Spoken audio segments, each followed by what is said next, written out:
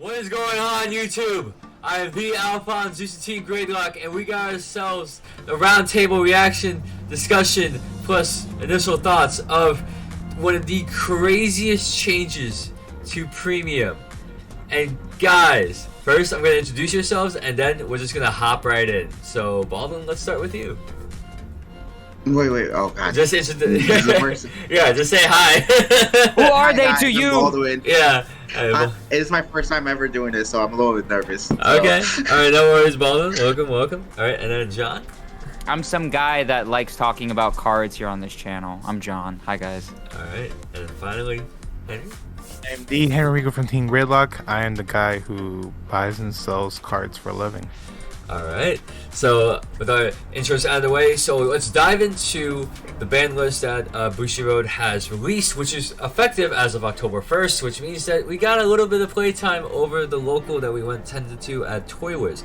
But before we talk about our experiences with the ban list so far, let's go into what this is. So for the finals update, it was effective October 1st, and the premium overhaul. So that means they addressed a lot of different issues regarding the premium format. They have went from choice restrictions to complete bans, as well as a rewording of a classic trigger. So we're just gonna go around the little Discord square as we talk about our reactions to this, and then we can move on to pretty much from the formats of Premium, but also how it bleeds over to people also playing other formats like V Premium, as well as the impact on Overdress. So one of the biggest changes that they let out of the gate with was a choice restriction given the Zeroth Dragon of Zenith Peak Ultima or cards with the Overtrigger icon. So it's not just the specific Overtrigger for Keter Sanctuary, but any Overtrigger, which of course is understandable. So I thought this was an interesting move because Ultima does have its use in many premium decks, just of the sheer utility it offers. And with the Overtrigger, it's the Overtrigger. 100 million power, never been done before in Overdress. And I gotta admit, this is going to help tutor out a lot of different decks that I think people would actually be more hardball to play Ultima over the Overtrigger and vice versa. What do you guys think of it, especially for playing whatever premium decks you guys have with that is affected by this? So Baldwin, let's start with you. So for my experience, after playing for Friday for ToyWiz, I played a Gold Pilot mirror match. He played Ultima, I played Overtrigger. Right now, Overtrigger, it was dumb. They needed that. If you combo that from earlier with a crit and an Overtrigger or a stat or Overtrigger, it's just terrifying. You can't guard everything. You're dealing with 1, 2, 3, 4, 5. You're dealing with 7 attacks or 8. That's annoying to deal with. You need you can't guard with 8 PGs. It's a Bermuda Triangle for cool kids. So it's right now the meta game's gonna change. People are gonna play I personally gonna play the Overtrigger. Okay. I can't afford Ultima. I'm a broke person. Okay. But people are going to focus on one turn G-Guard into G-Guard twice and Ultima you next game, and they're going to try to kill you that turn. They're going to be very aggressive with that. If you hit the Overtrigger, their turn's dead. You can't do anything. It's the great, after you live that turn, alright, cool, I'm going to win because I have the V cards or a Strike, and then you can deal with attack. It's like it was needed. Okay. Decks were dumb. Angel Feather versus combo would have been dumb. Yes. Gold Pilots would have been dumb. Nightmare Dolls could be dumb. OTT's been dumb. Yeah, so Shadow Paladins. Shadow Paladins. I was like Nightmare Dolls. That's an interesting form of United Sanctuary. I didn't think that was a thing. Oh yeah, you're right. I'm dumb. I'm that Shadows. Yeah. Yeah, Shadows. No, it's all yeah. It really didn't. It really needed a hit. That was a problem card. It was a super problem card. You combo that, and once you get games, it's just doing nothing. Hitting the trigger. Oh, cool, I won. Yeah. So yeah. I 100% would agree with you, Baldwin. I think the problem I saw, especially because for a hot minute, Henry and I played pre-ban list. He was playing Battle Sisters with Keter Sanctuary, Overtrigger, and with Ultima. And that in itself is just it's an auto win. There's nothing you can do against it. I mean, combo that with a crit trigger or combo that with a stand trigger. It's overpowered. No matter what Keter deck you're playing, you do that, it's over. At least with the choice restriction, it's less oppressive.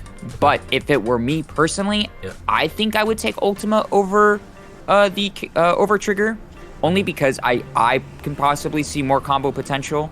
Maybe in something like Angel Feather, that might be a different story because Angel Feather has more damage manipulation, so you can probably see your over trigger a little easier. Maybe OTT because they like depending on the deck because they can stack. But yeah, no, I think the choice restriction was definitely a good call. Okay. All right, Henry. I also do agree on the choice restriction, just for the fact that it just makes the player, I guess, gives the player more difficult time to decide what to use. But honestly, at this point, I think if you're playing a deck that has multi-attack, you're better off with the over trigger. If you're not playing a deck with no multi-attacks, you're better off with the Xerath Dragon.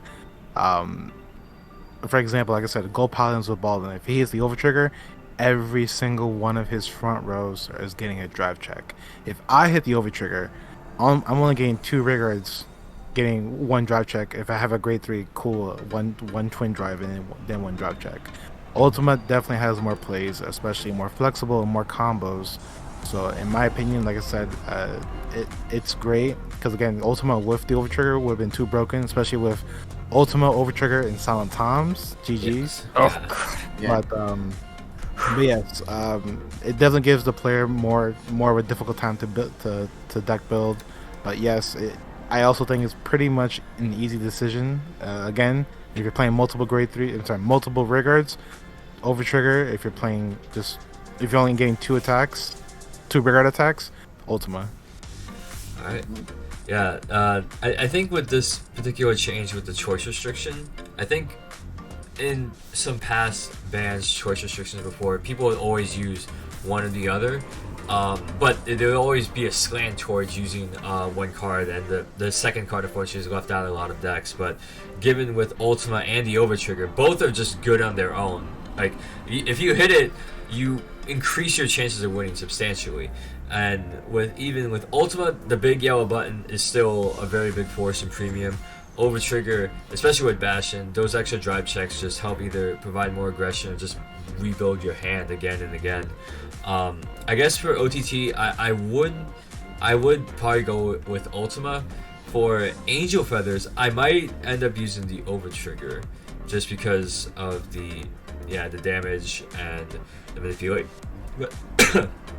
rescue mechanics. So I think that this opens the floodgates as to people really going off into their different deck builds, and you're gonna see a lot of variety, especially with premium, because now I have to prepare, okay, is this person running the over trigger or is this person running Ultima?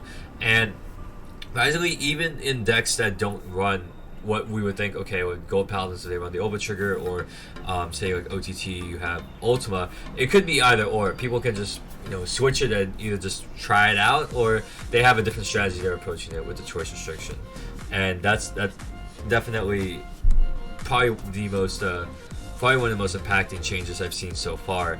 But when I say so far, let's actually get into the other 2 remaining choice restrictions. Actually, I think there's 3 of them. So I guess we'll go through 2, and then we'll go through 1, which actually has a choose one of 3. For the Bermuda, that's right. Yeah, for the Bermuda Triangle one, this was what people called a meme ban, but it was understandable because this was technically a loop. So with Colorful Pastore Fina, as well as Unbelievable Girl Popori. So Fina's skill, when she's on Vanguard with your Soul Blast cost, you get to whatever effects that activate on hit will always hit, even if they're guarded. But Potpourri has a Harmony skill where when it hits, you bounce a card and you call a card back. So, I think my takeaway from this was just going from, this is going to pump up rear guards to infinity, because there are Bermuda Triangle units out there that they gain power whether a unit is called during the battle phase or they bounce back to hand. So being able to Potpourri infinitely after using Fina, it just creates, okay, you have to PG this or die. And it's a meme ban that may not look as consistent on paper, but when it happens, it really hurts. I guess with this one, do you guys have any thoughts on this particular ban? This kind of was not as talked about, but it was kind of a meme. I mean, you should ask Mr. Bermuda Baldwin over here, yeah. Mr. Highlander, what he thinks of an infinite loop in his deck. So personally, I never played an infinite loop, but Yeah. by reading the card alone, Yeah. you could combo so easily because there's so many cards that you could trigger off this. You could use the grade 2 Harmony one that counterblast and call another card. You could combo on that multiple. You could get like if you have enough counterblast and you have a counter trigger too.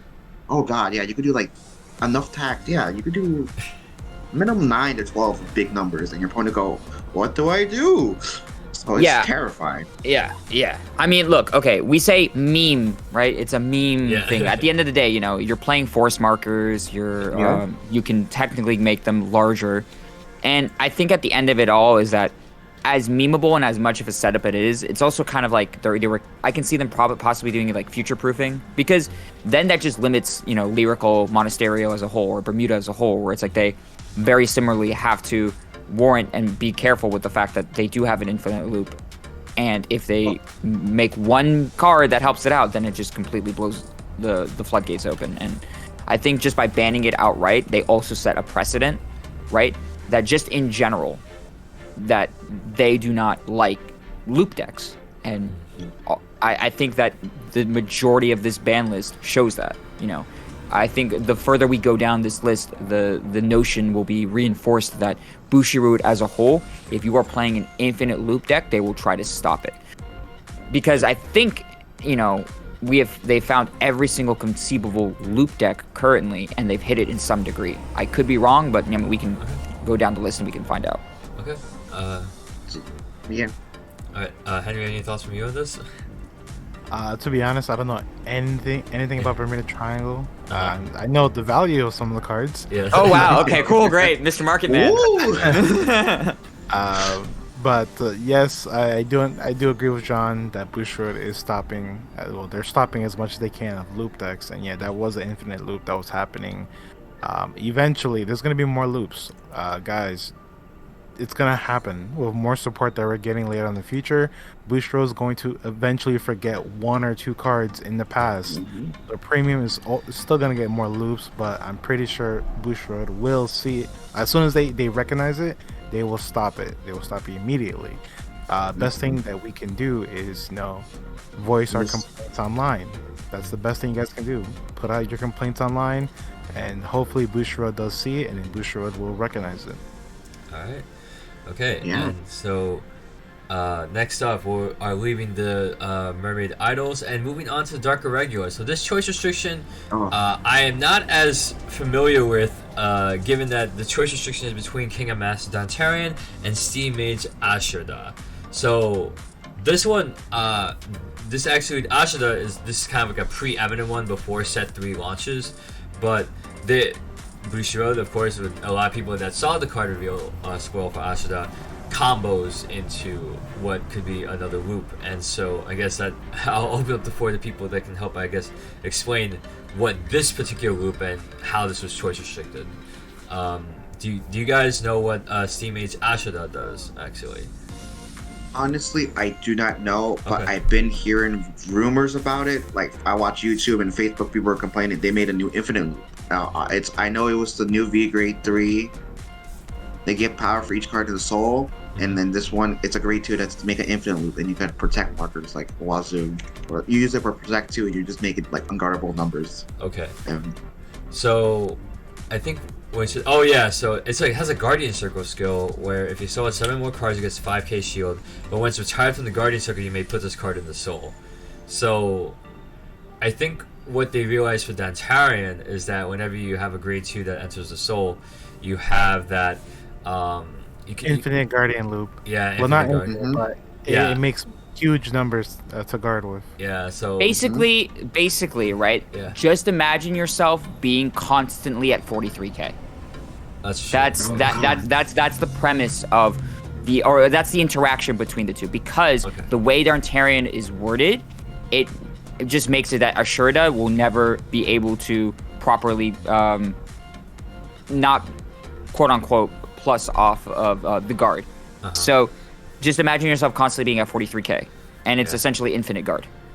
that you're on the Gize, basically, Yeah. for being free. So, That's true. you know, that was a great hit. But at the same time, it just makes you think, like, did they really think about this when it comes to card design? You know? No. No, 100%. If they banned it this early while us playing it yet, only Japan played or someone just thought about it, and people played it. I could just imagine Mori being like, this seems broken. No, we should ban this.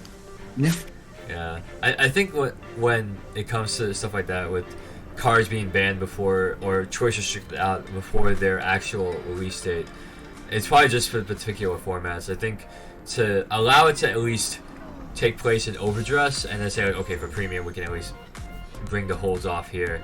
I think that's a good way to have a card have some utility, but then again, knowing that when we release this card, we know it's going to heavily affect one of the other formats that we have here, and so it could be better just to keep the original design in so people can try out that type of thing, but also have the reins up to make sure that it doesn't get abused in other formats.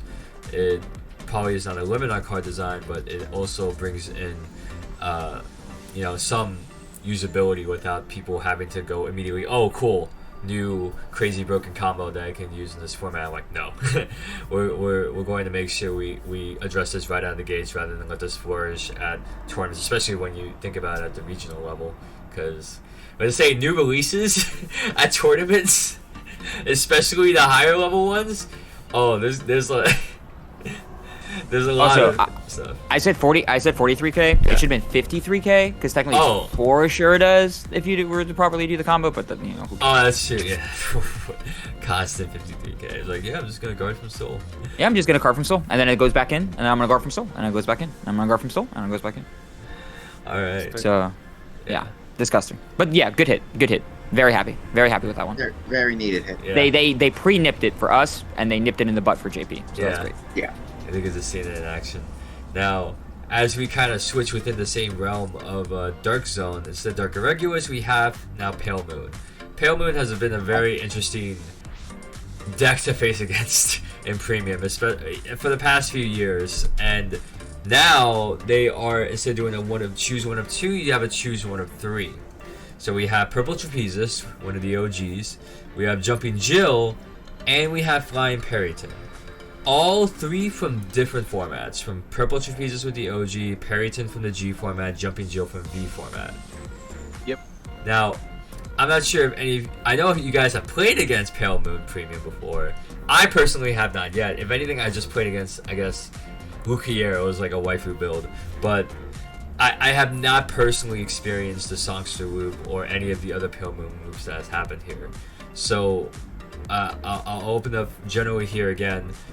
What was your take on this particular selection for 1 of 3 rather than versus like outright bans or so? I think it was good. Purple Trapezes was already a problem in the beginning. She was the first problem. Yeah. As soon as we started going to G format, once we got Harry.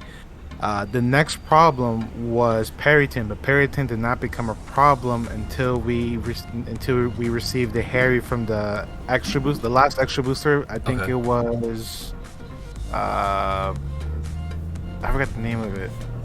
Was Butterfly Moonlight? No, Butterfly Moonlight with the V set, the last set for G. Catastrophic Outbreak? Yeah, that's when we got the masked Harry. Okay. The Masked Harry Triple R. Then that card became. Or was it Divine Dragon Apocrypha? I don't remember these set names, guys. I'm not. It's been a long time. Okay. But then Jumping Jill became a problem, and Jumping Jill made the Infinite Loop Songstress combo, which destroyed the meta. I played against Songstress combo, and it is not fun. It is actually really. No, it's really bad. Okay. It's really bad. Yeah, especially because Songstress Loop, I think you use stuff like Purple Trapezes, you use like Flying Perryton to do more of those crazy, essentially infinite attack shenanigans.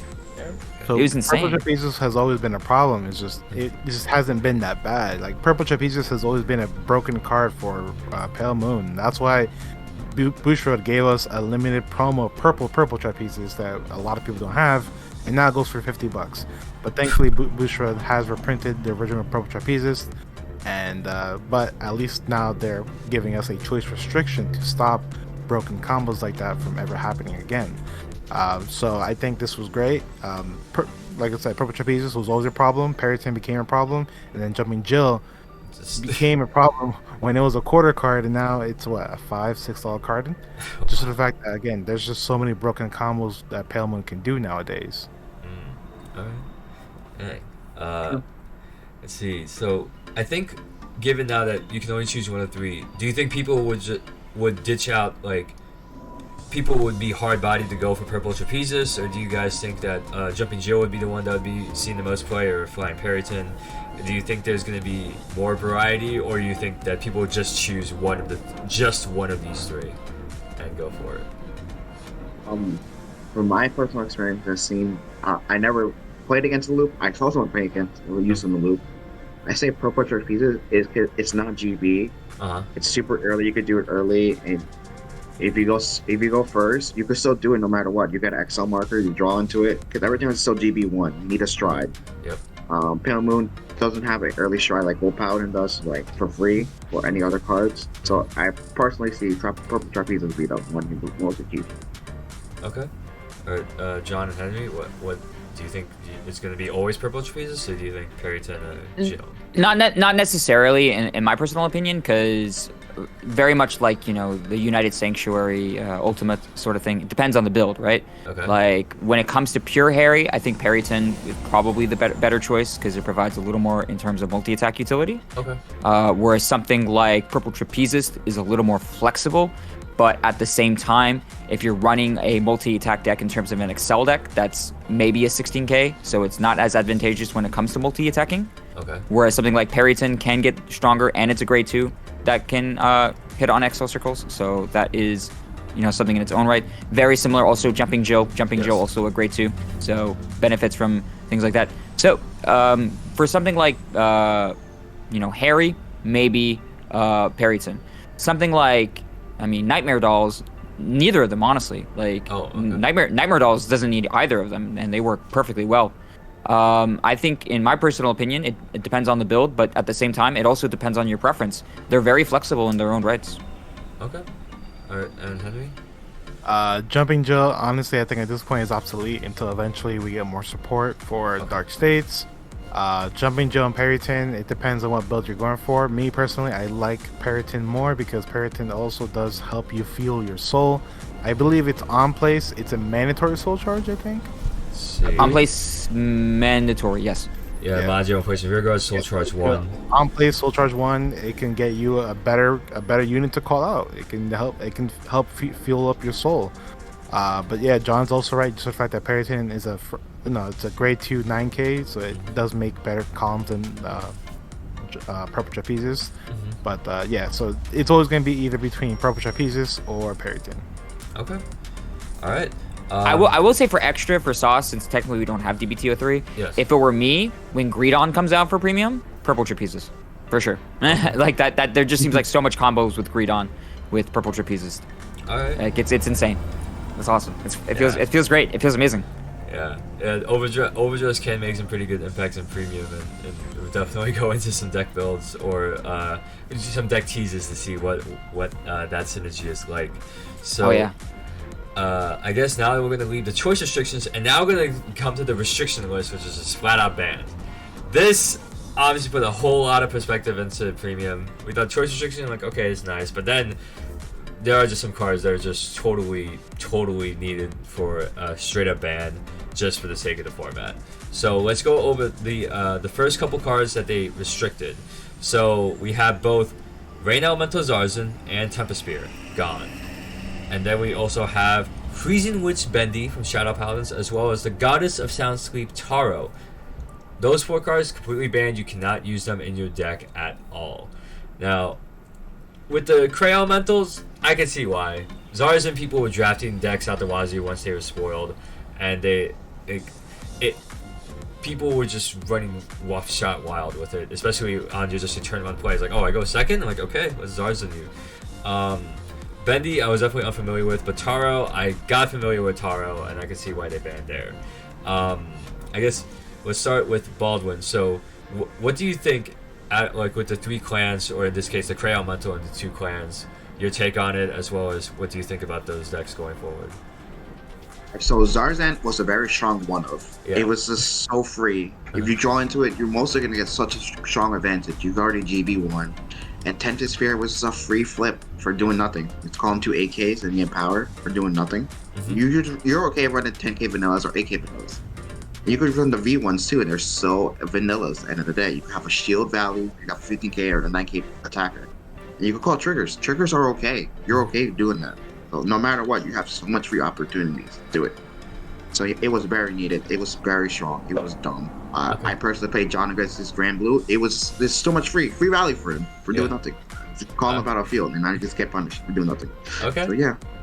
All right, I guess we'll continue to create elemental reactions. So John, the Zarzan. I mean, I think I'm in the group. I am the biggest offender of Zarzan and Tempest Sphere. Okay. I've done it on all three of you, all three separate decks. Okay. And it just goes to show how powerful those cards were, how oppressive those cards are.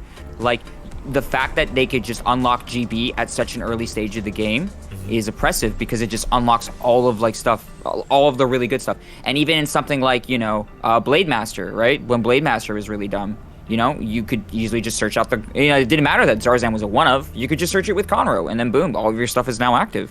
So it's crazy.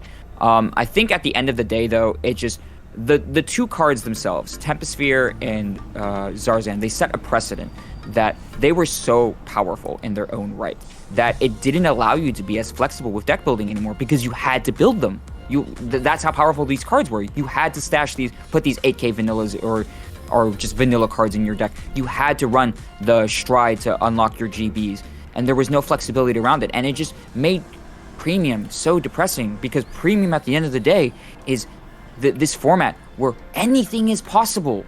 You can go crazy. But no, you can't with these two cards. So just to see these cards, finally see them out of the way, it makes me so happy, so thankful, and just, also questions like, why Bushiroad? Why did you make these cards? Why did you think that these cards were such a good idea?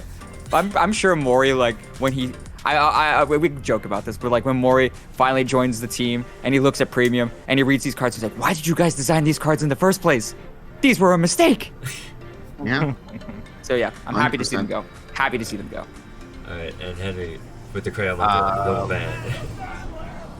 I'm also happy to see them go. I think Zarzan was a problem when it first got announced. Tempest Sphere, no one really didn't see it as a threat because it was being heavily overshadowed by Zarzan in the beginning. But then eventually people started seeing more broken combos with Tempest Sphere. Again, John was very, very oppressive to all of us with his Grand Blue. But a lot of people are saying, oh, now these decks are dead. Now Grand Blue's dead because they don't have Zarzan. I'm like, no, they're not. Grand Blue's is still going to be wheeling and dealing damage to everybody.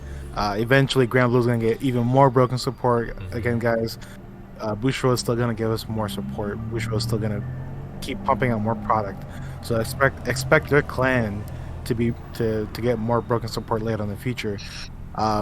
Tempest Sphere, I always saw it as a problem with deck building just for the fact that a lot of decks can't afford to play Tempest Sphere. For example, I got a lot of comments and a lot of people messaged me saying, why aren't you playing Tempest Sphere in Sanctuary Guard Dragon? And I'm like, I can't afford it because I need grade 1s in the back row, and in the front row I actually do need certain grade 2s to do my combos. I'm pretty sure there's other decks out there that can't afford to play Tempest Sphere, so any other deck that played Tempest Sphere, they had a clear advantage of playing Tempest Sphere, of going first or second. But I'm very happy to see that they're both banned. But I'm just like, wow, what was the point of Premium Collection 2020 then? Because the two most anticipated cards from that set got completely banned, which is crazy. Yeah, it shows when just a few cards can break a format. It shows the impact and how it just has that echo effect throughout all the other sets, and now all these these market moves are going, people buying out stuff, and sometimes all it takes is just like one card, but in this case these two crayon metal cards that you can slot into any deck, and it just creates a whole different type of deck you can make with any clan. And then as you get to that next parts for Shadow Paladin and Genesis. Now with Freezing Witch Bendy, I know admittedly little to none about. Taro, I got familiar with over the past couple months, so I can see why she got banned. I guess with both reactions, yeah. The stand triggers, ever since that when V came out and they kind of replaced stands with fronts, I can see why they wanted to go towards that angle, especially in terms of their card design. With stand triggers, they were just fun back in the old days. It was just like, okay, you just stand, you get an extra swing, naturally, you do drive checks, it's fine. And then with Bendy, doing anything regarding riding the Vanguard or just getting more of a particular benefit, whether they call it like, you know, Break Ride Legion, whatever. I think they were trying to, they saw something that they knew that there was going to be a huge problem. It's like, okay, no, you have to cut this off right now. So I guess for these two, we'll if anything, just say your thoughts on Bendy, and then we'll go to Taro. So Baldwin, are you familiar? Honestly, yeah. I'm not familiar with anything. I never played against that. I heard about people playing it. I never played against it. I never watched a game of it. So honestly, I have nothing to say. Okay. The only thing I basically have nothing to say for the stand trigger. Okay. All right, that's fine. No worries. John, your thoughts on Yeah, of course. Okay, so to inform the group here, maybe the people who are listening do know about this, but the reason why Bendy was banned, okay, is because Bendy allowed you to superior ride into Phantom Blaster Dragon. So the way Vanguard is ruled nowadays is if you are at grade 3 for a full turn, you may stride. That's how it is. Yes. So essentially what happens is Bendy is just a free superior ride into grade 3. It's completely free. There is little to no effort needed in order to get the superior ride off. And because of that, you essentially get a free stride, which allows you to turbo into something like Morfessa from the premium collection, which if you turbo into Morfessa, you make it you combo into a board state with Luard and or Phantom Blaster, it doesn't matter, either of the two. That makes it essentially an unguardable turn for your opponent. It was a very oppressive combo. It wasn't as seen as much because it wasn't part of what people call in the community the big six, like the big six decks to beat. So that was the reason why Bendy was hit, because it not only was a powerful card back then, but if it was left unchecked, it would be like an oppressive card in this upcoming meta that we're having. Taro, completely understandable. That card, as sad as it for me to say, because I think, again, out of the group, played Genesis the most, you know, I would have liked to see, would I have liked to see it at 1? You know, yes, it would allow me to combo a little more. Am I glad it's banned? Absolutely. The card was oppressive, even back in the G days with Wise Man loop, because you play Taro. You know, you combo that with things like the Gleipnir or the Wise Man. It just sets a precedent that, like, Genesis at itself, at the end of the day, can't be anything more than wiseman.deck or taro.deck. But now that it's gone, you know, the floodgates open once again, which is great. So yes, I'm happy to see this card go, and I do not see it coming back anytime soon. All right. Hopefully. All right, and Henry, for both Bendy and Taro. First, I want to point out, me and John talked about the ban list a few weeks before it happened, and yeah, we both said, oh, it'd be great if they're limited to 1, but John was like, no, it would be better if they're all banned. And literally almost every card that John said it should be banned, they all actually got banned. I work for Bushiroad, guys. I just let's start with Freezing Witch Bendy. So if you guys don't know, Freezing Witch Bendy, I'm sorry, when it first came out, it caused a lot of drama because it made Bushiroad realize that you cannot play Freezing Witch Bendy with Skull Witch the main in the same deck. Okay. So, I'm sorry. So you couldn't play Luard with Phantom Blaster Dragon. Basically, they will superior right to grade 3 that easily, and immediately, I think 1 week or a few days before the set release. It was like within the weekend of, because they had a weekend of it happening in Japan, and then they announced it. Yeah. Yep. Which caused a lot of drama. A lot of stores got angry about it. They're like, "Oh, we're gonna stop buying and selling Carpet Vanguard," because at that time, Scotia and Maine were going for like $20 or $25 each, and since they announced that, Scotia and Maine dropped to $8 to $10 each.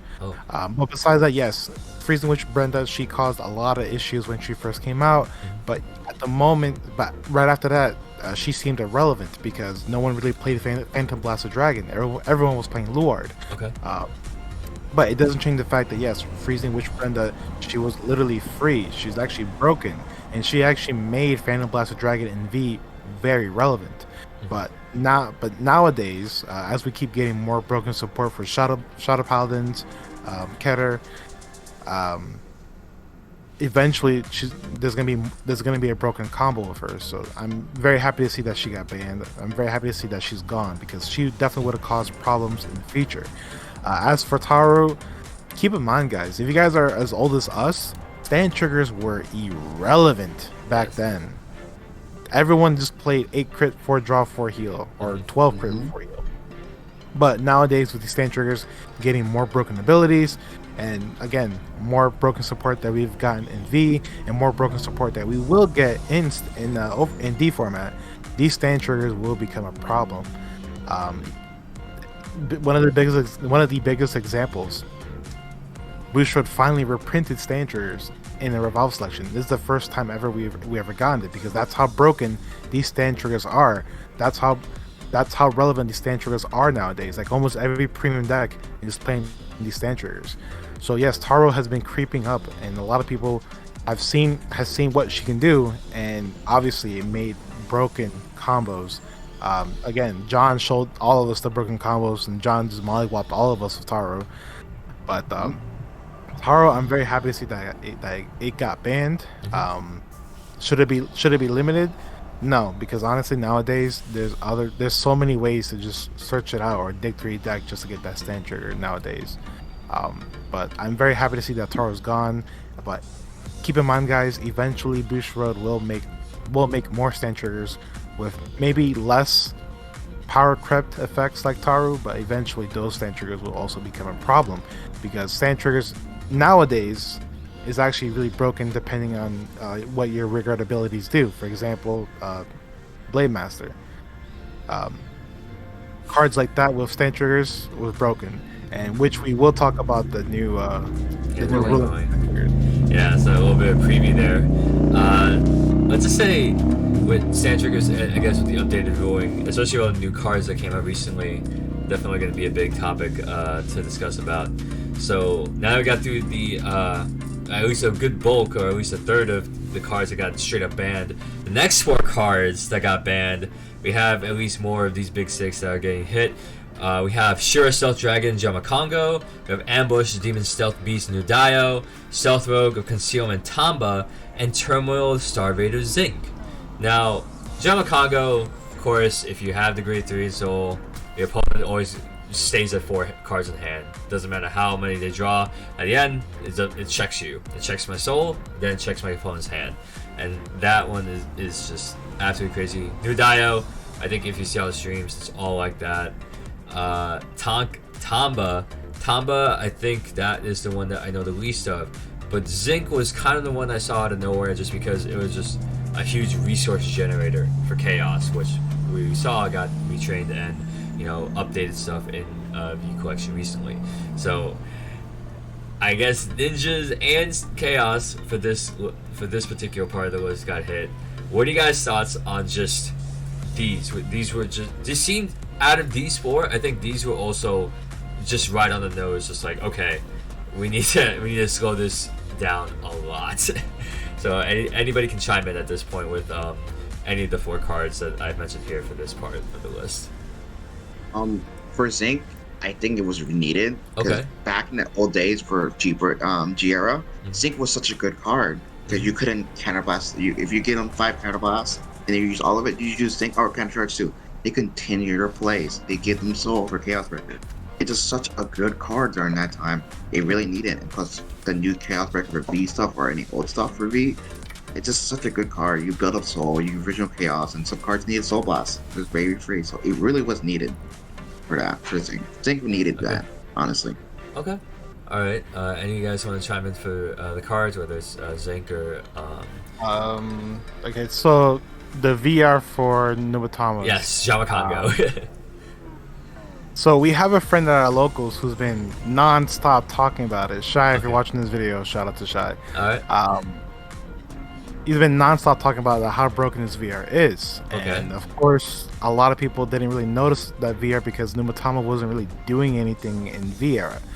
But nowadays, in premium, they're actually doing something, especially with stuff Renee, and I'm pretty sure eventually Nimbletama will get more broken support. So with that in mind, a card that can strip your hand down to what, 4 cards or 5 cards? 4 cards is insane. That shouldn't be at all. So I'm very happy to see that card's gone. As for the Stride, that card was a problem before it even came out. A lot of people saw issues with it. A lot of people saw lots of broken combos with it. Am I happy to see it banned? Yes, definitely. But it definitely kills my wallet because I was buying them for pretty high, and now they're going for barely quarters. Yeah. Oh no, minus town, buddy. Super minus now. As for Zinc, Yeah. a lot of people complain about it, like, why did Zinc get banned? Me personally, I don't think Chaos really needed Zinc. I think Chaos has a lot of good other support out there that can counter charge and soul charge, but that's just me. They have to work a little harder, for sure. A little harder. Okay. Yeah. But I'm pretty sure Chaos is still good without Zinc, in my opinion. Okay. All right. Yeah, absolutely. Like Zinc, probably out of all of them, was something I definitely saw coming out of left field. Okay. If anything, probably more of like JP influence, if I had to guess, because I'm sure they have more chaos meta. But you know, when we are thinking about it, Zinc in itself is a very free card for the deck. It's essentially everything they need in just one card. And it's like, why not run 4 of it? And you can easily search it out. It makes no sense. And I think by restricting that, it makes the deck less oppressive, quote unquote. I mean, it's still a good deck, right? Yes. Deluge is still a broken card. Chaos in itself is a very broken card. The fact that you just don't let your opponent play the game is dumb. Is really dumb. So, you know, just restricting it in some way is really nice. New Dio, I agree, 100%. Yeah. That card had to go. That card was no good for the format. Like, it just set a precedent. And once again, like, Murakumo is just the bad guy, right? Yeah. And, like, Murakumo for the longest time was just the laughingstock of all of Vanguard. It's like, oh, Yes. Murakumo's meta, ha ha ha. No, Murakumo is meta. Murakumo's a problem, guys. This card's really broken. And then, was it Jamia Congo? Yeah. Like, you know, dumb. It's dumb. Stripping you down to 4 cards and then going into a Rene. And then Rene makes you have to call 2 more cards. And, you know, they have crits because of dominate effects and all that stuff. Like, it's insane.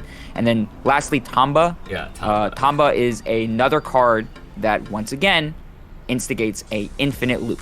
Okay. So it's just one of those things again where it did require a little more setup for Murakumo, but it's just Bushiroad saying, hey, if you're decking infinite loop, we don't like that. We're gonna try and nip that in the butt. So I'm happy with it. Should just exactly. So I'm happy with all of them. Very good calls for everything here. And yeah, I think just the honest, most surprising one was Zinc. But yeah, great. Super agree with all of it. All right, awesome. So this pretty much hits like the surprise nail, of course, was Zinc. But then again, we still have yet another chunk of the cards that got banned. It just keeps on going. You can tell they've been talking about this, drafting up, and revising this for weeks. So let's get into the next parts where we have 3 more cards banned outright. We have Evil God Pontiff Gastil Daimonos from Dark Irregulars. We got the Visible Songster from Pale Moon, and we have Spirited Star Troy from Bermuda Triangle.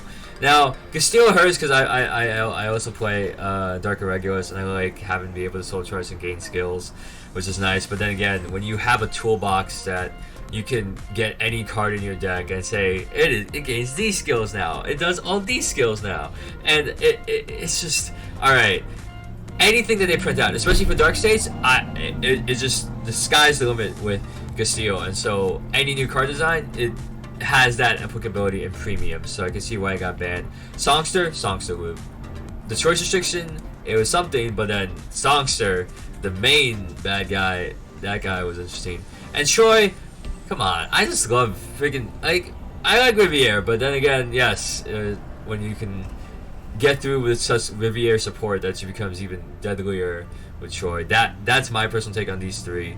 I guess if you got if you guys have, I guess, different takes on this or your own experiences with any of these 3 cards. I guess we could start with Baldwin. So the Bermuda Triangle one, it was a very impressive card because you Yes. could do it early. You go Yeah. first. You go fix your ride, and you get a force mark. You could stay in one turn. You could already stride your opponent. So a grade 2 or yeah. So it's a very strong card. You get a force mark, and you can combo with that. If you use two kind of you can use the Riviera combo. You restand, swing, restand. Yeah. So you're able to get a free card, get a feel, and it's basically for free. So it was very needed. And yeah. John? Okay. Yeah. No, yeah, absolutely. I agree with you, Baldwin, 100%. The fact that, once again, if you go first, you superior ride into a grade 3. And not only that, it's, you know, you could go V Riviere. So V Riviere could then superior ride on top of herself and attack again. So it's just even more powerful on top of that. So yes, very impressive. I personally hate it because Riviere was actually my favorite Bermuda deck. So I'm sad to see it go. Okay. But you know what? That's fine. I'm okay with that. As far as the other cards, Gastille had to go. Yes. It had to go. That card had dodged like 2 other ban lists before this one. It was such an oppressive card in the context that you can use any other card to make it oppressive. Yeah. And it set this precedent that Bushiroad could not design a broken grade 3, because if they did, it just made Gastille even more powerful. It set a crutch for them, so to see that this is, you know, taken off is great. It allows for more flexibility when it comes to deck building. And for those who are complaining, oh, but Dark Irregulars doesn't have anything good, I completely disagree with that, okay? I just played like 20 games of Dark Irregulars with Baldwin. No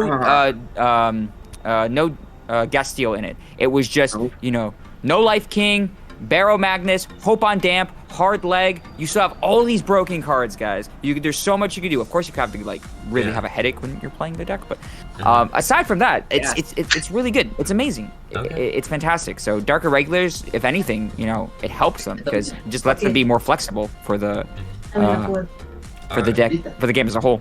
And then let's see, what else was it? Songster, Visible Songster for Pale Moon. Yeah, Straight up ban. Again. Bushiroad, just say, Loop? You play Loop? No. Banned. Gone. So, I'll agree with everything. Very nice. And Henry. For Bermuda Triangle, unfortunately, I can't say anything because I never played against it and never read it. Okay. For Songstress, yes, definitely needed it banned. One, Bushiroad stopping all bans. Bushiroad's banning all loops. Yep. 2, I faced against it at a regionals where I was playing Great Natures. I had so much advantage. I had more hand clearly. I was winning. I was up by damage, and he caught up in one turn just by doing that loop. I was like, okay. This is fun. This is fine. This is fine. This is fine. Wow. I was winning, bro. Sure. Okay. Yes. As for the Gastille Stride, that card, a lot of people didn't see as a problem in the beginning. Yes. But as soon as we went into V era, that card became a problem because we got no life king, Rufus. We got so much more cards. Me personally, I went through a lot of matches against the Gastille Stride where I played against bad players who didn't even activate to choose No Life King. They chose other cards, and it just still won the game. The Gastille Stride overall, it was a problem in the beginning. Again, it was just being heavily overshadowed by other loop decks. And again, keep in mind, we're going to get more broken support for Dark States, so eventually the Gastille Stride will even be more broken. So that card was, no matter what, had to be banned, and I'm pretty sure it's never going to come back. All right. Hopefully. Yeah. It was Hopefully, to begin with. Hopefully. Yeah, I think with the way they're going, it's like, okay, we just want the clean fight, and we just gotta make sure that what other problems that we have are just problems that we'll deal with, or that if they go that late into the game, then okay. If you weren't able to deal with them then okay, welcome to the end game. I hope you can survive this turn after giving X amount of turns ready. So that's it for at least the straight up bans.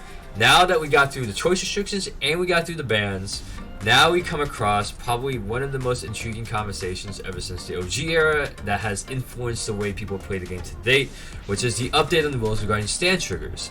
Now, they pretty much would say that the rear guards that stand by stand trigger cannot perform drive checks until end of turn.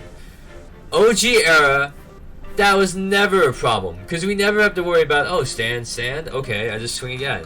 No drive checks, that's fine. But then we happen to have units that generate drive checks when they on their rearguard circle. Probably a fun one was definitely Blasted Blade. You had also with Valkyrion, Vision Token from Blade Master. As you see these units go through, I think it was just a light bulb kind of went off as to how this can be utilized in optimizing your premium deck. And if you guys want to talk about your experiences both either playing the deck or playing against the deck, what your personal experience with stand triggers as well as they're updated to this particular ruling. And Baldwin, let's start with you. So, your experience on the stand trigger ruling change. The stand triggers, I felt it was very needed. Yeah. John violated me with Blade Masters. That was I'm always the horrible- biggest offender in this group. Yeah. It's like everything in this ban list, I'm like, I played, I showed you, it's dumb. Yeah. Ban it. He did that. He hit 6 stand triggers on me when he played Blade Masters. I was only at grade 2, like, guess I died now. Yeah. It was a very strong. You gain so much free advantage. You gain basically 8 cards for doing nothing, hitting a stand trigger. Your token re-stands. It still continual drive checks. And with a 4th marker, and you give it a crit, it's like, what do you do? And they hit the overture, you just die. You just die. What do you do? So yeah, it was very needed. It was super needed for this run. And Valkyrian, I played against that. Yeah. That deck is not fun because that continuous drive checks. You put everything in the soul, and you could do it again. You can't guard it. It's unguardable. It's unguardable, and you get that 4th marker, force 2, you just die. You need PG to live, and you hit a stand trigger, oh, you die again. And you hit a stand trigger, you die again. And you do the grade 3 to make it restand for free for doing nothing. You're doing nothing, so you're just dead. Yeah. Dead no matter what. And you can do it early for grade. First turn Ryan to grade 3, you do that, and you're just like, yes, I died today. But yeah, it was just very strong, and it needed this a lot. It really needed this change. Okay. All right. And John, the stand triggers before and after the ban. Yes. Okay. So, I once again, yes, I am the biggest defender of the group. I've showed you guys that Blade Master in itself, it can brick, but if it hits those stand triggers, there's nothing you can do. Valkyrion, 5 drive checks, the chances of you checking a stand trigger, restanding that Valkyrion, also very super high. All this, it was just, in the V space, good card design. In the premium space, terrible card design. Absolutely horrendous card design. So it sets, once again, a precedent that loops in any shape or form are not going to be tolerated very much by Bushiroad. Or at least I hope to some degree. Because if they allow stuff like this to continue, it makes anything that drive checks on the rearguard circle abusable, no matter what you play. Maybe it's Blade Master today, maybe Murakumo tomorrow, if they get a trigger that stand. I think, it shows that back in the day, stand triggers were less thought about because they, I think Henry said it earlier, right? Like, back in the day, all we played were crits, all we played were draws, and we barely played stands. And it came to the fact that, like, we started to ignore stand triggers, where now in the premium space, having the ability to restand a rearguard in itself is very powerful. But having the ability to restand a drive checking rearguard is dumb. So, yeah. Happy to see this rule change. 100% agree with it. And I hope that nothing negative comes from it, for sure. Okay. Henry. Your history with stand triggers and the ruling change of this one. Yeah, just like John said, in the beginning, stand triggers were irrelevant back then. Nowadays, they're too good of a card, especially with certain decks. Again, Blade Master was one of the biggest examples. I'm pretty sure there are other decks as well that we don't know of or we haven't really played yet. One deck that I've been playing that me and John talked about, like, Ultima, Silent Tom, stand trigger, then over trigger. So Silent Tom would restand with the drop checks as well. But again, I'm pretty sure there are other decks out there. If you guys know any other broken decks with the whole that can abuse the stand trigger abilities, please leave it in the comment section down below. But yes, we would like to abuse them. We would like to abuse them. Yes, we would like for research. Yes, John will definitely research those clans. But I'm very happy to see that Bushiroad nipped it in the bug. But it also gives me a little bit of fear. It just makes me think Bushiroad did this for many reasons, and I'm pretty sure one of the biggest reasons is that we're gonna get more broken rigor support in the future. That's gonna abuse the whole attacking with a twin drive. It's gonna happen, but I'm very happy that Bushiroad nipped it in the bug. But again, it also does give me a little bit of fear for the future. Okay. Actually, now that we're talking about it, you know what I just thought of randomly? Okay, so if you check the over trigger, right? Let's say you do check the Keter over trigger, and they check the stand trigger, right? The rear guard checks the stand trigger. The rear guard itself restands. They don't attack again, right? From the Keter over trigger, right? But they still have the drive check from the over trigger. Stand triggers may not give the ability to drive check, but the over trigger does give the ability to recognize the drive check. Because it Boys, says we might be seeing some. Yeah, we'll see. We'll see. Yeah. We'll see. I'm just putting that out there. I'm just putting that out the there. ruling says rear guards that stand by a stand trigger cannot perform drive checks until end of turn. So Okay. So no. Then that nips that in the butt because Yeah. if they get the drive check from the over trigger, the unit will attack, gets the stand trigger, restands, cannot perform another drive check again. Okay, cool. That's still really powerful. It's so but powerful, you know. yeah. So It's powerful, but luckily Bushiroad, they nipped it in the bug when it said it's either Ultima or the over trigger. yeah. True, but choose to play, I don't know, over trigger and stand triggers, and then what's Yeah. what's stopping anyone from going crazy on that front? So, I think thinking about it, that nips that idea in the butt. So that's good. I Yeah. have one single question. Yeah. Does this only work for premium or work for overage as well? For These the are all in standard edition? premium. This is all in premium. All in premium. Because Yeah. I will say, because for overdrive, No, for, I think that is just a ruling in general. It doesn't just apply in premium. The stand trigger ruling or the standing ruling, I believe, applies for all formats. Of course, I could be wrong. I could just be a big papega, but let me know, I guess. Yeah, because stand triggers do not exist in V premium and they do not exist in overdress. So that also sticks out. Yet. Yeah. Oh, it's okay for happen. it's okay for a card effect to let it stand. It'd be fine to do drive checks again. Like, I'm Yeah, saying, I think by card effect it's fine. I think it's Yeah. just through the effect of a stand trigger. Yeah. Okay, because the reason why I'm saying that is because you could play that one Cater Sanctuary card, the grade 3 that Kanamachi reveal trigger restands. Oh, Would that be affected by that? No, because so if you put the battle sister, battle Lapisto. Yeah. she gets stand by her own effect. So she's already standing by her own effect, unless if you give her the stand trigger, she can't perform drive checks if she affected by the over trigger. But Correct.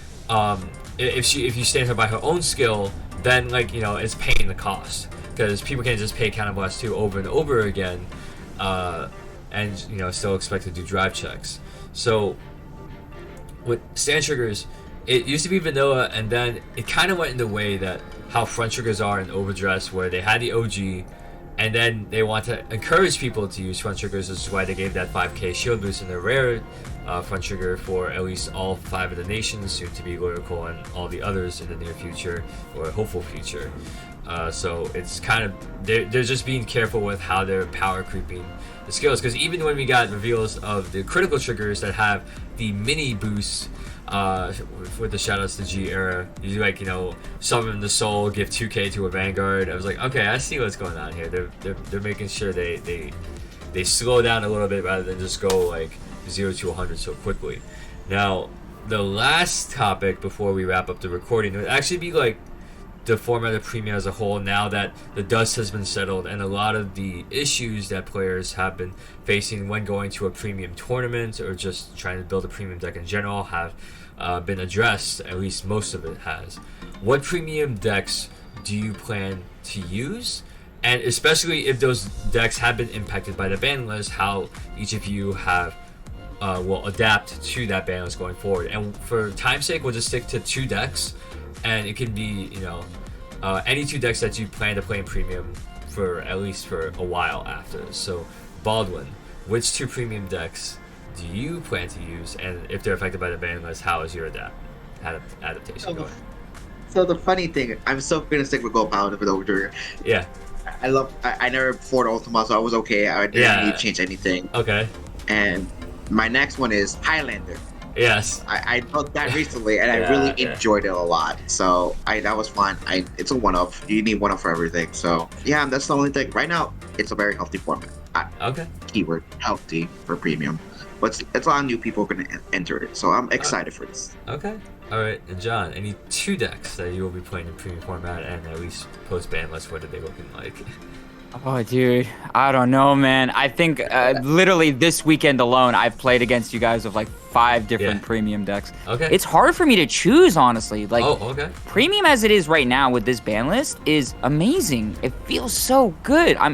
I have been so happy with this, and like it you know, previously it was just me and Henry playing without all these broken cards, and I was having a good time. But now that like all this stuff is actually legal, it just, Yes. dude, there's so many decks nowadays that it's just like that were okay, but can be amazing now. That can be great. That can be broken. We don't know. It's in a time to explore. So for me, I'm obviously going to stick with Kagero. Okay. I am a Kagero Yes. main through and through, and it's going to probably be Overlord because I still think Overlord is amazingly strong. But yeah, if I had to right now, I'm kind of torn between something like Darker Regulars and Grand Blue. They're both really fun for me right now, and I'm enjoying them a lot. All right. And both of them, respectively, quote unquote, got hit by the ban list. Yeah. Darker Regulars more so, but Yes. they can easily adapt. And then, you know, my Grand Blue deck lost Zarzan, but it's not really needed. Like it can Yeah. easily adapt to it. So yeah, we'll see. Only time will tell. I'm hyped. I'm excited. Okay. All right, that's good. Henry, what 2 decks in premium do you plan to use post this ban list, and at least if they're affected, how would they adapt?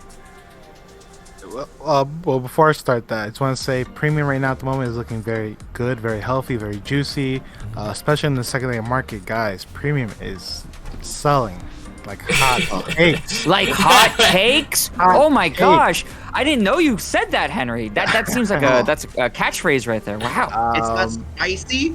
Is it spicy, Henry? Not spicy anymore. A lot of broken cards in every clan is selling very well. Mellum. The grade 1 rare paratrooper for Pale Moon, that's selling very well. All right. Again, a lot of cards in premium selling amazing right now at the moment. Okay. For me at the moment, it's very difficult. I'm definitely gonna play Battle Sisters. I really like Battle Sisters. Okay. In premium. All right. Looking into a feature is just broken. Thanks to John. All right. And for my other premium deck, I'm pretty sure it's going to be Pale Nightmare Dolls. Oh, okay. I would want it to be Sanctuary Guard Dragon, but unfortunately, Yeah. Sanctuary Guard Dragon gets shut down by just getting rid of one of my grade 1s. Oh, okay. Denial Griffin. Yeah, okay. And, Flare. yeah, and you have a whole bunch of defensive G-Guardians that... So much. But yeah, at the moment, it's definitely going to be Battle Sisters and Nightmare Dolls. Okay. All right. I guess for mine, one deck I've been trying out is Suki Ichitam. Because, Suki Yomi's been in deck for a while. And plus, being able to do the unguardable stuff, I feel like that might be next up on the chopping block by the next time we go to the ban list, because unguardable attacks are just something, but at least from my perspective playtesting it seems just so late game that if I'm not dead by then I can go into the unguardable swings and see how my luck fares from there. That's the first premium deck that I've been putting together. The second premium deck is actually something that I want to do around reindeer. Just have like the grade 3s, and then with the V collection of the grade 3 heal triggers, I want to see how I can try to piece that together to make a pretty decent deck. Also combine reindeer with a little bit of Shizuku's for the guard restriction, because I guess that's one of my favorite mechanics in the game, just being able to mess with how my opponents guard. So with all the loops out of the loop now, I'll be able to kind of test out, okay, unguardables and just mess around with guard restriction and grade 3 shenanigans. So those are 2 decks I'm looking forward to build and fine-tune in premium, and it's looking good right now, because now I remember when we were just going through the tournaments, the regionals, and you always have people come out for standard, for V standard or so. Premium was a little bit lesser, but now this was the breath of fresh air that the format has gotten, and now we see a lot more people that not only buying more premium cards, but also trying to make more premium content. And really, for at least for a while, I feel like, you know, premium content, you guys like it, and really more happy to kind of dive into the format a little more, because now that all this stuff is legal, legit, one of the first instances where we tested it out, on I guess the first day was that at Toy Wiz, when we had that choose your format and when people chose premium, it was instigating the new ban list rules, and it was just fun. Like it's, you would think like these old cards would, you know, be kind of outclassed by just, you know, the format and, you know, the support that it's getting, but with the current release schedule of how it's going, so you can be a V premium guy, a premium guy, a standard overdress guy, and there is just at least a decent amount of support going through every month. So I'm looking forward to the future. And guys, any last words before we sign off of this? Because man, this is a pretty good note going forward for premium. I'm hoping there be tournaments for premium soon. Yeah. Because right now, right now people are enjoying it. They're going back to the game and they're playing all their G zones for V stuff. So I hopefully there be tournaments and locals. Yeah. Honestly. All right, John. Any last words? Yeah. For anyone who's looking to get into premium, don't feel intimidated. Honestly, like anything is possible nowadays. You can literally take your overdress deck, slap a G zone in it, and it probably can work. You obviously would probably have to do the research, maybe take the time to look into a couple of things. Maybe if you have an old V deck lying around, slap a G zone on that, see what works. We're in a state right now where the premium format is so flexible. Anything's possible, and just have fun with it. Play the decks you think are fun. Obviously, if you want to play more meta decks, look into those as well, because I know there are going to be people that want to play the meta. But if you want to play for fun, that's a thing too. And like Baldwin says, I'm really looking forward to more premium tournaments nowadays. Overdress is nice. It's great. It's its own thing. It's a little iffy at the moment for me. I'm still having fun with it, but I think premium is where everyone's having the most enjoyment. And I'm honestly happy, and I'm looking forward to seeing what's possible. All right. Yeah, honestly. All right, Henry, your last words. First, just want to say I'm pretty sure a lot of you guys are gonna say we're advertising premium a lot. We're not really advertising. We're just expressing how fun premium is at the moment. I know premium in the past has been the #1 hated format because it was too complicated. It was unfair. Nowadays, people are complaining about how stale standard is at the moment. Guys, if you guys are unhappy with standard, if you think it's very stale, boring, play premium. Premium is actually really fun right now at the moment. Again, me and John were the main premium players out of the whole group, but now with this ban list, a lot of our teammates are now playing premium, and they're also enjoying premium as much as we are. I think premium is definitely getting better. I think Bushiroad now cares about premium more than ever, and I'm pretty sure Bushiroad is going to start pushing premium just as much as Overdrive. Well, no, not just as much. But now that Bushiroad guaranteed that we're getting at least one premium set every year, and we're getting one clan selection every year, which does support premium. So with that in mind, I think premium's doing very well right now at the moment, and I cannot wait to see what's in store for premium in the future. Yeah, I'm looking forward to that first in-person regionals again, just to see how the turnout is for premium. Because yeah, getting support technically twice a year, because not only with the premium collection, but also with the clan selection for V premium that has an instant effect on premium, because cards from there can also be used. So I really want to see how the format's going to look like, and just being able to do a lot more freeform with deck building and deck strategy. So premium is definitely off to a good note, and it's just now we get to see how the tournaments test out in the future, whether you do online, in person. Believe me, just give it a shot, and yeah, just like what John said, slap a G zone on, just do some research as to how to kind of upgrade it from V premium or standard to it. Yeah, I'm just thinking, like, you know, it's gonna be that one young kid that has like a like D series deck. He's gonna go up to like a premium table, and he's gonna be like, man, what are these old guys playing? Oh wow, Oracle Think Tank. What nation is that from? Is that part of the Dragon Empire, or is that from Keter Sanctuary? We're like, oh no. Yeah. Oh no, I have to explain back in the old days. We're hitting the 10-year anniversary this December, so it's 2 months away, and it's crazy how far the game has arrived since then. And now it's just seeing, okay, we have now more set schedules, how support's going to be, and how the formats will all be somewhat equally supportive, with like, Overdose kind of catch up to the card pool. And I just want to see how this all turns out, and it's turning out pretty good so far. If I could add one more thing, if you guys or who are listening do have any comments, do have any questions, concerns about the premium format, leave a comment down below. Let us know. We'll try to help out. We'll try to answer. I know we're not probably the best resource when it comes to premium content as a whole, but I think with our combined knowledge, we can at least provide some information that might be insightful for you. I know when it comes to the community as a whole, you know, just to name a few things that I can think of. Obviously, when it comes to people like, you know, Solemn Vanguard, Commander Jaime, you know, those are probably some bigger names when it comes to the premium space as a whole.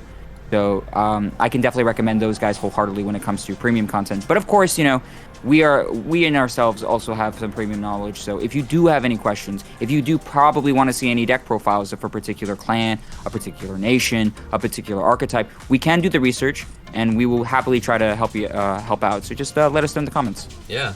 It's all a matter of resource. We can also ask the guys because, guys, we all play different decks, and so if you're curious about any deck, build, or deck even that we haven't, feel free to comment down below, as my dog Mario is now. Mario is very excited about the premium format. He wants to voice his opinion, guys. He's also saying, I believe, was that Mario? Was that? Remember to like? Oh, comment and subscribe. Oh, okay, yes, okay. Thank you, Mario. Absolutely. Yes. All right. Well, we'll do that. Oh, and ring that bell button, right, Mario? Yeah. Yeah, definitely. Oh, 100%. yeah. Okay. All right. Mario is a very good professional when it comes to these sorts of things. All right. He's a smart man. He's a smart dog. 10 out of 10. Do it again. Yes, 10 out of 10. All right. All right, guys. Well, that's it for the video. I hope you guys have a good one. Henry, your outro, I guess. Well, my outro. Well, I hope you guys are doing well. We hope you guys are being safe, and we all hope to see you guys next time. Deuces. And I'm gonna do my camera thing now.